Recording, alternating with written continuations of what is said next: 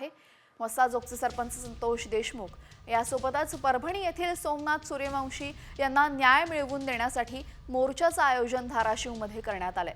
मोर्चामध्ये मराठा आंदोलक मनोज जरांगे, खासदार बजरंग सोनावणे, आमदार सुरेश धस उपस्थित राहणार असल्याची माहिती मिळते। जिल्हाधिकारी कार्यालयावर धडक मोर्चा काढण्यात येणार आहे। सरपंच हत्येविरोधात यासोबतच परभणीमध्ये सोमनाथ सूर्यवंशी यांचा कोठडीत झालेल्या मृत्यू यांच्या विरोधामध्ये हा आक्रोश मोर्चा काढण्यात येणार आहे धाराशिवमध्ये।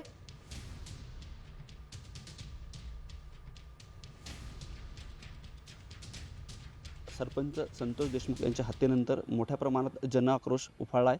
अनेक ठिकाणी मोर्चे निघत आहेत। असाच मोर्चा आज वाशिममध्ये निघतोय आणि हा विदर्भातला पहिला मोर्चा म्हणून बघितला जाते।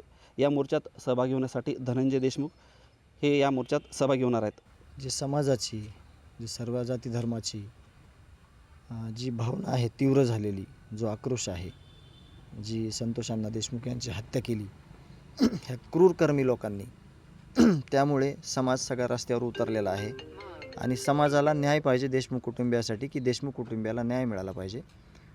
त्यासाठीचे हे सगळे मोर्चे आहेत। आम्ही आवाहन करतोय की शांततेत सगळे हे पार पाडा। आपल्याला न्याय घ्यायचा आहे। आपण विश्वास ठेवलेला आहे, मुख्यमंत्री साहेबांवर विश्वास ठेवलेला आहे, यंत्रणेवर विश्वास ठेवलेला आहे।